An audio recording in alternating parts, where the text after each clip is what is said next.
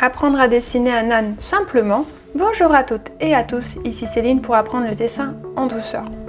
Alors pour le défi 30 jours pour apprendre l'esquisse, aujourd'hui on va voir l'âne, donc l'âne qui est un petit peu ressemblant au cheval, donc c'est à peu près la même technique. Donc j'ai préféré prendre un dessin de profil pour vraiment vous expliquer comment faire, parce que c'est vraiment généralement ce genre de dessin qu'on dessine. Donc dans un premier temps, on va bien regarder le volume de sa tête. Donc on va pas prendre en compte ni les yeux ni le nez, en fait on prend vraiment le volume global. Donc on vient le replacer sur sa feuille et attention, on regarde bien par rapport aux zones de vide à droite et à gauche. On ferme un petit peu son cerveau et on regarde pas vraiment ce qui se passe ailleurs. Donc une fois qu'on a dessiné la tête, et qu'on est bien placé au niveau du volume, on peut venir commencer à positionner les oreilles et le bout de nez, donc vraiment pour bien se repérer avant tout. Ensuite on peut venir placer son corps, et quand on a vérifié nos volumes, qu'on pense qu'on est à peu près sur la bonne distance, là seulement on peut commencer à détailler. Donc détailler où? Donc c'est-à-dire on va commencer à détailler le regard. Donc de profil, moi j'ai dessiné 2 traits pour vraiment me m'axer sur un axe. Mais on va pas venir tout de suite dessiner les yeux. On va venir en fait maximiser les détails pour nous permettre d'être le plus précis possible quand on va tracer son regard. Donc le regard qui est assez délicat à dessiner. Donc vraiment on va se concentrer sur les autres détails, on va un peu oublier cette partie là pour l'instant. Donc grâce au noir on va pouvoir se repérer, savoir où on en est et venir tout de suite créer un petit contraste. Donc c'est super important. Donc là pour les oreilles, grossièrement je foncille un petit peu au niveau de la zone, parce que là c'est vraiment de l'esquisse rapide, c'est pas un esquisse travaillé. Il faut faire attention, pour apprendre le dessin comme ça, il faut pas trop non plus vouloir aller trop pousser dans le détail. Donc ce qui est important c'est vraiment de comprendre un peu le volume, et les détails ça viendra après, surtout si vous souhaitez faire de la mise en couleur par la suite. Donc là avec une estompe en fait je vais venir grossièrement estomper, ça va créer vraiment un ombrage sous sa tête. Donc les ombrages sont hyper importants, que ce soit au crayon gris ou que ce soit en couleur. Il est super important de ne pas négliger ces ombrages. Donc je ne le répéterai jamais assez, parce que malheureusement je vois encore beaucoup de dessins où l'ombrage n'est pas présent, où la lumière n'est pas présente. C'est vraiment le cœur de votre dessin, c'est l'ombre et la lumière.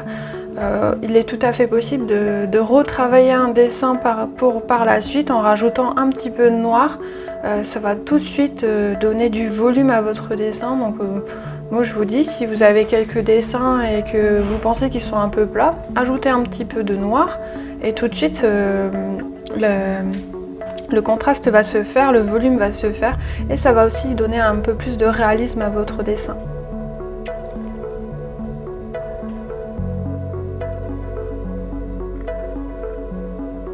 Donc là grossièrement je vais tracer quelques poils sur sa tête, mais vraiment très grossièrement, hein.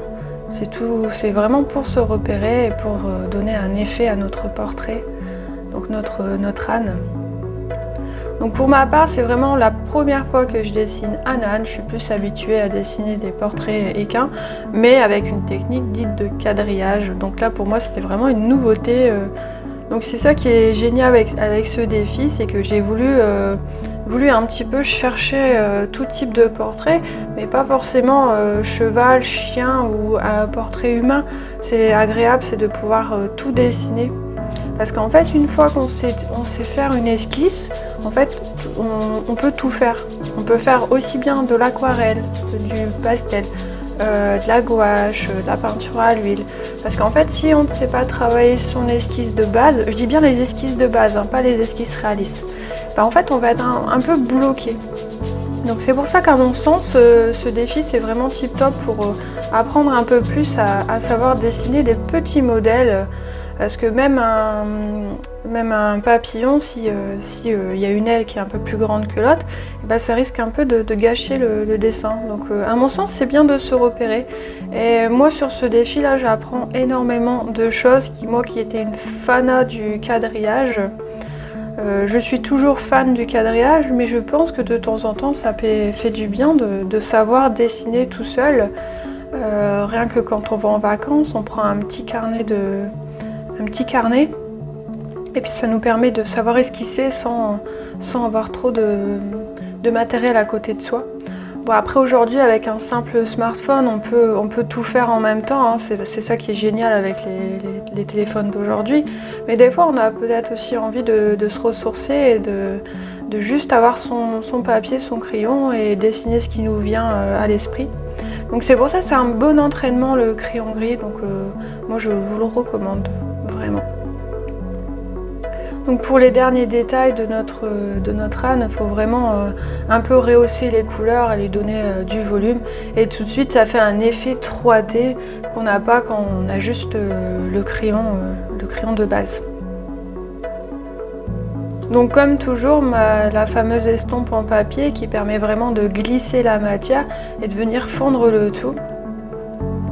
Et pour les poils des oreilles, bon bah là c'est facile, hein, je prends un crayon gomme et je viens m'amuser à redessiner tout simplement les poils en fait, hein, et c'est vraiment un côté très pratique et très facile, donc puis ça coûte pas très cher, hein. Si vous voulez les liens du matériel, ça sera sur l'article du blog. Alors si vous avez aimé la vidéo, surtout vous pensez bien à la liker et à la partager sur vos réseaux sociaux. Si vous découvrez la chaîne, pensez bien à vous abonner et à enclencher la cloche pour ne pas rater les prochaines vidéos. Et si vous voulez aller encore plus loin, je propose un guide gratuit pour apprendre le pastel sec ainsi qu'un cours d'1 heure offert.